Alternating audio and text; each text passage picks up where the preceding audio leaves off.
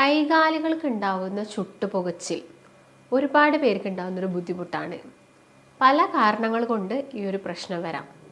അതായത് ഇപ്പം നമ്മൾ ഡയബറ്റിസ് പേഷ്യൻസിനെ എടുത്ത് നോക്കുകയാണെങ്കിൽ അതിൽ തന്നെ നമുക്ക് നോക്കുകയാണെങ്കിൽ ഈ പിത്തദുഷ്ടി മൂലം ഡയബറ്റീസ് അഥവാ പ്രമേഹം വരുന്ന ആളുകളിൽ വളരെ കോമൺ ആണ് കൈകാലുകൾക്ക് ഉണ്ടാകുന്ന ചുട്ടുപുകച്ചിൽ.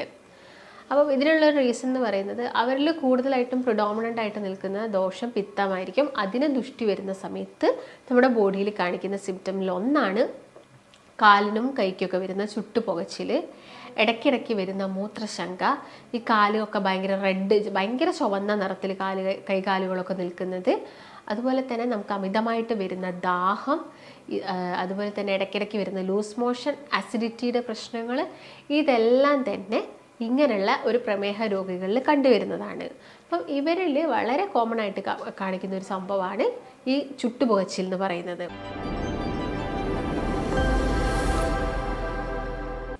നമസ്കാരം, ഞാൻ ഡോക്ടർ ഭാഗ്യ, Q1B ഹെൽത്ത് കെയറിലെ ആയുർവേദ ഡോക്ടറാണ്. കൈകാലുകൾക്ക് ഉണ്ടാവുന്ന ചുട്ടുപുകച്ചിൽ ഒരുപാട് പേർക്ക് ഉണ്ടാകുന്നൊരു ബുദ്ധിമുട്ടാണ്. പല കാരണങ്ങൾ കൊണ്ട് ഈ ഒരു പ്രശ്നം വരാം. അതായത് ഇപ്പം നമ്മൾ ഡയബറ്റിസ് പേഷ്യൻസിനെ എടുത്ത് നോക്കുകയാണെങ്കിൽ അതിൽ തന്നെ നമുക്ക് നോക്കുകയാണെങ്കിൽ ഈ പിത്തദുഷ്ടി മൂലം ഡയബറ്റീസ് അഥവാ പ്രമേഹം വരുന്ന ആളുകളിൽ വളരെ കോമൺ ആണ് കൈകാലുകൾക്ക് ഉണ്ടാകുന്ന ചുട്ടുപുകച്ചിൽ.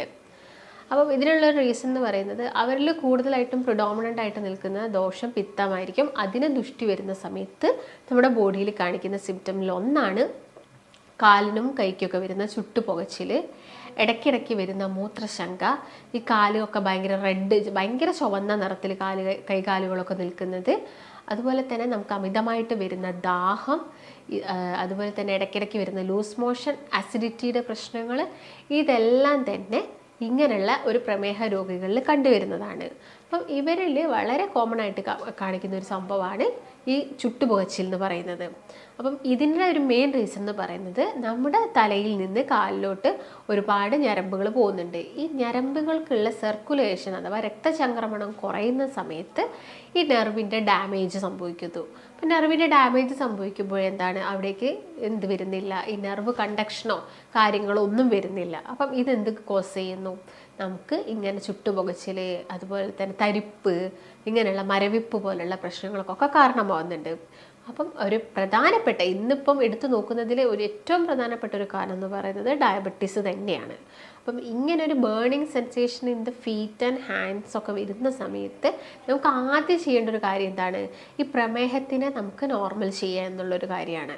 അപ്പം പ്രമേഹം വന്ന ആളുകളാണെങ്കിൽ നമുക്കതെങ്ങനെ നോർമൽ ചെയ്യാം, അല്ലെങ്കിൽ നമുക്ക് പ്രമേഹം വരുന്നതിന് മുൻപേ നമുക്ക് മനസ്സിലാക്കാനും സാധിക്കും. നമുക്ക് ആ ഒരു സ്റ്റേജിൽ തന്നെ പ്രമേഹത്തിനെ പ്രിവെൻറ്റ് ചെയ്യാൻ വേണ്ടിയിട്ട് പറ്റും. അതായത് ഇപ്പം കുറച്ച് ലക്ഷണങ്ങൾ അവരുടെ ശരീരത്തിൽ കാണിക്കുന്നത് ഒന്നെന്ന് വെച്ചാൽ അമിതമായിട്ട് വിശപ്പുണ്ടാവുന്നു, അതുപോലെ തന്നെ അമിതമായിട്ട് വരുന്ന ദാഹമാണ്, പിന്നെ അവരുടെ ശരീരത്തിൽ വരുന്നൊരു വിയർപ്പ്, അതിനൊരു പ്രത്യേക ഒരു ഗന്ധമായിരിക്കും, ഒരു ദുർഗന്ധമായിരിക്കും അവരുടെ ശരീരത്തിലുണ്ടാകുന്നത്. അതുപോലെ അവർ ഒഴിക്കുന്ന മൂത്രത്തിനാണെങ്കിലും ഒരു പ്രത്യേക സ്മെല്ല് വരുന്നത്, അതുപോലെ തന്നെ അവർക്ക് വല്ലാത്തൊരു ക്ഷീണമൊക്കെ അനുഭവപ്പെടുക, ഇതെല്ലാം തന്നെ പ്രമേഹത്തിൻ്റെ മുന്നോടിയായിട്ട് നമ്മുടെ ശരീരത്തിൽ കാണിക്കുന്നതാണ്. ചില ആളുകളിലാണെങ്കിൽ നഖമെല്ലാം പെട്ടെന്ന് വളരുന്നു, അല്ലെങ്കിൽ അമിതമായിട്ടുള്ള രോമ വളർച്ച, ഇതെല്ലാം നിങ്ങളെ ബോഡിയിൽ പ്രമേഹം വരുന്നുണ്ട് എന്ന് കാണിക്കുന്ന ചില ലക്ഷണങ്ങളും കൂടിയാണ്. ഒരു പ്രായം എത്തിക്കഴിയുന്ന സമയത്താണ് പൊതുവെ എല്ലാവരിലും ഇത് കണ്ടുവരുന്നത്. എന്നാൽ ഇന്ന് നമ്മളെ ജീവിതശൈലി, ലൈഫ് സ്റ്റൈല് കാര്യങ്ങളൊക്കെ മാറിയതുകൊണ്ട് തന്നെ നമുക്കിത് നേരത്തെ പിടിപെടുന്നുണ്ട്. അപ്പോൾ ഇങ്ങനെ ഒരു സ്റ്റേജസ്, അല്ലെങ്കിൽ ഇങ്ങനൊരു അമിതമായിട്ട് നിങ്ങൾക്ക് മധുരം കഴിക്കണം, പഞ്ചസാര കഴിക്കണം, അല്ലെങ്കിൽ ചോറ് കഴിക്കണം എന്നൊക്കെ തോന്നുന്നുണ്ടെങ്കിൽ, പാരമ്പര്യമായിട്ട് വീട്ടിൽ ആർക്കെങ്കിലും ഷുഗർ ഉണ്ടെങ്കിൽ നമ്മൾ അതൊന്ന് ടെസ്റ്റ് ചെയ്യുന്നത് എപ്പോഴും നല്ലതാണ്. അപ്പോൾ ടെസ്റ്റ് ചെയ്തതിന് ശേഷം മറ്റെന്തെങ്കിലും പ്രശ്നങ്ങളുണ്ടെങ്കിൽ നിങ്ങൾ കാണിക്കുന്ന ഡോക്ടറോട് മറ്റുള്ള ആരോഗ്യ പ്രശ്നങ്ങളും ഇതിൻ്റെ കൂടെ പറഞ്ഞു കൊടുക്കുക. അപ്പോൾ ആ ഒരു രീതിയിൽ നിങ്ങൾ ട്രീറ്റ്മെൻറ്റ്സ് എടുക്കണം. അപ്പം ഇങ്ങനെ ഇപ്പോൾ പ്രമേഹ രോഗികളൊക്കെ കൂടിക്കൊണ്ടിരിക്കുകയാണ്. അപ്പോൾ നമുക്ക് പ്രമേഹം കുറയ്ക്കാൻ എന്താണെങ്കിലും മെഡിക്കേഷൻസ് ചില ആളുകൾക്ക് വേണ്ടി വരും. കാരണം അവർക്ക് ചിലപ്പോൾ ഒരു സ്റ്റേജ് എത്തി, ഞാൻ ഈ പറഞ്ഞ പോലെ തന്നെ ഞരമ്പിനെ ബാധിച്ചു, അല്ലെങ്കിൽ ചില ആളുകൾക്ക് അത് കണ്ണിനെ ബാധിച്ചു, വൃക്കയ്ക്ക് തകരാറ് വന്നു എന്നൊക്കെ നമ്മൾ കേൾക്കാറുണ്ട്. അപ്പം അങ്ങനെ ഒരു സ്റ്റേജ് എത്തുന്ന സമയത്ത് നമുക്ക് എന്താണെങ്കിലും മരുന്ന് അത്യാവശ്യമാണ്. അല്ലാത്ത പക്ഷം ആളുകളൊക്കെ ആണെങ്കിൽ നമുക്ക് ഡയറ്റൊക്കെ ട്രൈ ചെയ്താൽ നമുക്കിത് നോർമലാക്കാൻ പറ്റുന്നൊരു കണ്ടീഷനാണ്. അപ്പം നിങ്ങൾ എടുക്കുന്ന ഡയറ്റിൻ്റെ കൂടെ നമുക്ക് ചെയ്ത് നോക്കാൻ പറ്റുന്ന ഒരുപാട് ഹോം റെമഡീസും കാര്യങ്ങളും ഒക്കെ ഉണ്ട്. അത് നമ്മുടെ ശരീരത്തിൽ മറ്റുള്ള പ്രശ്നങ്ങൾ ഉണ്ടാക്കുന്നില്ല എന്നുള്ളൊരു ഉറപ്പ് കൂടി വരുത്തണം. ചില ആളുകൾ ഒരുപാടായിട്ട് ഹോം റെമഡീസ് ഒരുപാട് കഴിക്കുന്ന ആളുകളുണ്ട്, അതായത് എമൗണ്ട് കൂടുതലായിട്ട് കഴിക്കുന്ന ആളുകളുണ്ട്. അതും നമുക്ക് ആരോഗ്യ പ്രശ്നങ്ങൾ ഉണ്ടാക്കും. നമ്മൾ കണ്ടിന്യൂസ് ആയിട്ടൊരു ഹോം റെമഡീസ് കഴിക്കുന്ന സമയത്തും അതും നമുക്ക് ബുദ്ധിമുട്ടുണ്ടാക്കാനുള്ള ചാൻസസ് ഒക്കെ കൂടുതലാണ്. അപ്പോൾ ഞാനൊരു റെമഡി പറഞ്ഞു തരുന്നത്, ഇപ്പം നമുക്ക് ഇങ്ങനെ ബേണിംഗ് സെൻസേഷൻ വരാനുള്ള ഒരു മെയിൻ റീസൺ ഡയബറ്റീസ് ആണ്. ഡയബറ്റീസ് നമുക്കൊന്ന് ജസ്റ്റ് കൺട്രോൾ ചെയ്യാൻ വേണ്ടിയിട്ട് നമുക്കൊരു ചെറിയൊരു ഹോം റെമഡി അല്ലെങ്കിൽ ഒരു ടിപ്പ് നോക്കാം. ഇതിന് വേണ്ടത് ഒന്ന് ഉലുവയാണ്, മറ്റൊന്ന് വേണ്ടത് നല്ല വെണ്ടക്കയാണ്. പച്ച വെണ്ടക്ക അത്യാവശ്യമായിട്ട് വേണം. അപ്പോൾ നമ്മൾ ഒരു ഗ്ലാസ് വെള്ളത്തിലോട്ട് നമുക്ക് 1 ടീസ്പൂൺ ഉലുവ, നമുക്കൊരു ഇനീഷ്യൽ ആദ്യമായിട്ട് സ്റ്റാർട്ട് ചെയ്യുന്ന ഒരാൾ 1 ടീസ്പൂൺ ഉലുവ എടുത്താൽ മതി. നമുക്ക് 1 ടീസ്പൂൺ ഉലുവ എന്ത് ചെയ്യാം, ഈ ഒരു ഗ്ലാസ് വെള്ളത്തിലിട്ട് വെച്ചിട്ട് ഇതിൻ്റെ അകത്തോട്ട് ഒരു 2 മുതൽ 3 വെണ്ടയ്ക്ക മുറിച്ചിട്ട് വെക്കുക.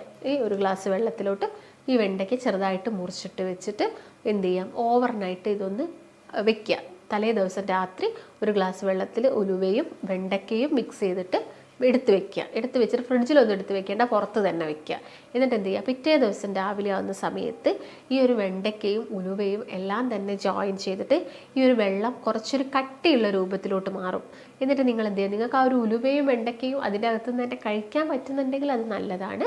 ഇല്ലെങ്കിൽ എന്ത് ചെയ്യുക, അത് രണ്ടും കൂടി എടുത്ത് കളയുക, അല്ലെങ്കിൽ പുറത്തോട്ട് മാറ്റി വെച്ചിട്ട് ആ ഒരു വെള്ളം കുടിക്കുക. അപ്പോൾ നിങ്ങളിത് കുടിക്കുന്ന സമയത്ത് നമുക്കിതൊരു 1 മന്ത് കണ്ടിന്യൂ ചെയ്യാം. പക്ഷേ കണ്ടിന്യൂ ചെയ്യേണ്ടത് എങ്ങനെയാണെന്ന് വെച്ചാൽ ഒരു 10 ദിവസം നിങ്ങൾ എടുക്കുക, വീണ്ടും നിങ്ങളൊരു 7 ഡേയ്സ് ഗ്യാപ്പ് കൊടുക്കുക, വീണ്ടും ഒരു 10 ദിവസം എടുക്കുക.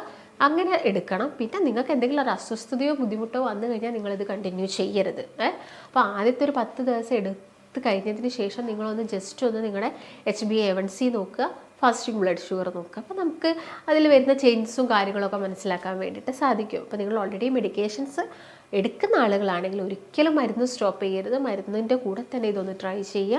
അപ്പോൾ നിങ്ങൾക്ക് അത് കുറയുന്നത് കാണാൻ വേണ്ടിയിട്ട് സാധിക്കും. ആ ഒരു സമയത്ത് നമുക്ക് മെഡിക്കേഷൻസ് പതുക്കെ കുറച്ചുകൊണ്ട് വരാം. അത് ഒരിക്കലും നിങ്ങൾ സ്വയം നിർത്തരുത്. നിങ്ങളുടെ ഡോക്ടറിൻ്റെ നിർദ്ദേശത്തിൻ്റെ അനുസരിച്ച് മാത്രം നിങ്ങളുടെ മരുന്നിൻ്റെ കാര്യങ്ങളൊക്കെ കുറയ്ക്കാം. അപ്പം ഈ ഒരു രീതിയിൽ എന്ത് ചെയ്യുക, നിങ്ങളൊന്ന് ട്രൈ ചെയ്ത് നോക്കുക. ഇത് ഡയബറ്റീസ് മൂലമാണ് ഇങ്ങനെയൊരു കൈകാലുകൾക്ക് ചുട്ടുപുകച്ചിൽ വന്നതെങ്കിൽ. മറ്റൊരു റീസൺ എന്ന് പറയുന്നത് വിറ്റാമിൻസിൻ്റെ കുറവാണ്. അതിൽ പ്രധാനമായിട്ടും പറയുന്നത് വിറ്റാമിൻ B12 ആണ്. അപ്പോൾ B12 കൂടുതലായിട്ടുള്ള ഫുഡുകൾ കഴിക്കുക എന്നത് തന്നെയാണ്. നമ്മളൊരു സപ്ലിമെൻ്റ് അല്ല നമ്മൾ ആദ്യം തന്നെ പോയിട്ട് എടുത്ത് കഴിക്കേണ്ടത്. ടാബ്ലറ്റ്സോ അങ്ങനെയുള്ള സപ്ലിമെൻറ്റ് ടാബ്ലറ്റുകളല്ല ആദ്യം പോയിട്ട് എടുത്ത് കഴിക്കേണ്ടത്. നമ്മൾ ഭക്ഷണത്തിലൂടെ നമുക്ക് എങ്ങനെ ഇത് നമ്മുടെ ബോഡിയിലോട്ട് സപ്ലൈ ചെയ്യാം എന്നാണ് നോക്കേണ്ടത്. അപ്പോൾ വിറ്റാമിൻ B12 എന്ന് പറയുന്നത് കൂടുതലായിട്ടുള്ളതെന്ന് വെച്ചാൽ ഈ മുട്ടയിലും അതുപോലെ തന്നെ മത്സ്യമാംസങ്ങളിലും പാലുൽപ്പന്നങ്ങൾ, മഷ്റൂം, ഇതിലൊക്കെയാണ് ഏറ്റവും കൂടുതലായിട്ട് എന്തുള്ളത്, വിറ്റാമിൻ B12 ഉള്ളത്. അപ്പം ഇങ്ങനെയുള്ള ഫുഡിൻ്റെ ഡെഫിഷ്യൻസി കൂടുതലായിട്ടും കണ്ടുവരിക ഒരു പ്രായമെത്തുന്ന സമയത്താണ്. ഒരു 50 വയസ്സ് 55 വയസ്സൊക്കെ എത്തുന്ന സമയത്ത് ആളുകൾ പതുക്കെ ഇങ്ങനെയുള്ള ഭക്ഷണങ്ങളൊക്കെ ഒഴിവാക്കാറുണ്ട്. അത് വളരെ പതിവാണ്. അപ്പം ആ സമയത്താണ് മെല്ലെ മെല്ലെ ഡെഫിഷ്യൻസിയും കാര്യങ്ങളും അവരിൽ വരുന്നു, ഇങ്ങനെയുള്ള ബുദ്ധിമുട്ടുണ്ടാവുന്നത്. അപ്പോൾ ഡയബറ്റീസ് ഒന്നും അല്ലെങ്കിൽ വിറ്റാമിൻ B12 നിങ്ങൾ പോയിട്ട് ചെക്ക് ചെയ്യേണ്ട ആവശ്യമില്ല. ഇങ്ങനെയുള്ള ഫുഡുകളൊക്കെ ഒന്ന് കഴിച്ചു നോക്കുക. എല്ലാ ദിവസവും ഒരുപാട് എമൗണ്ടിൽ കഴിക്കാനല്ല പറയുന്നത്, ഓരോ ദിവസവും അതിൻ്റെതായ ചെറിയ ചെറിയ എമൗണ്ടിൽ നിങ്ങൾ ഇങ്ങനെയുള്ള ഫുഡൊക്കെ ഒന്ന് കഴിച്ചു നോക്കുക. അപ്പോൾ നോർമലി അത് വിറ്റാമിൻ B12 ഒക്കെ എന്ത് ചെയ്തു, ഒരു നോർമൽ സ്റ്റേജിലോട്ട് വന്നാൽ അങ്ങനെയുള്ള ബുദ്ധിമുട്ടുകളൊന്നും ബോഡിയിൽ കാണിക്കില്ല. പിന്നെ ഒരു മെയിൻ റീസൺ എന്ന് പറയുന്നത് കൈകാലുകൾക്ക് തരിപ്പ് അല്ലെങ്കിൽ ഈ പുകച്ചിലൊക്കെ വരുന്നത് അമിതമായിട്ട് മദ്യം യൂസ് ചെയ്യുന്ന ആളുകളിലാണ്.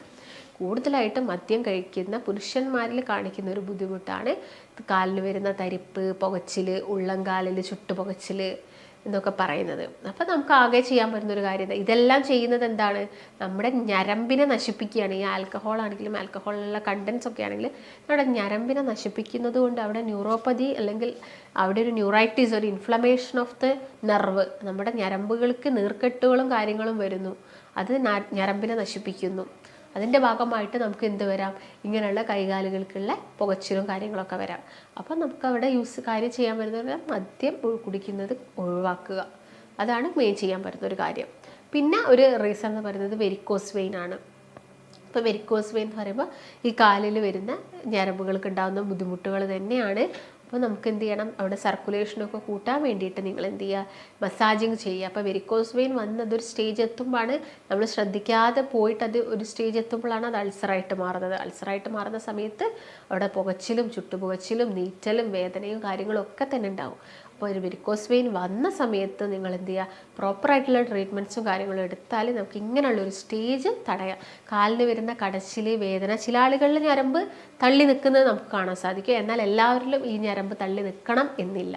അപ്പം അങ്ങനെയുള്ള ആളുകളാണെങ്കിൽ എന്ത് ചെയ്യുക, ചെക്ക് ചെയ്യുക വെരിക്കോസ് വെയിൻ ഉണ്ടോ ഇല്ലയോ എന്നുള്ള കാര്യങ്ങളൊക്കെ ഒന്ന് നോക്കിയിട്ട് അതിന് വേണ്ടിയുള്ള ട്രീറ്റ്മെൻറ്റ്സും കാര്യങ്ങളൊക്കെ എടുക്കുക. അപ്പോൾ വെരിക്കോസ് വെയിൻ ഞാൻ പറഞ്ഞ പോലെ അൾസറായി കഴിഞ്ഞാൽ അത് അതിലും ബുദ്ധിമുട്ടുകളാണ് ഉണ്ടാക്കുന്നത്.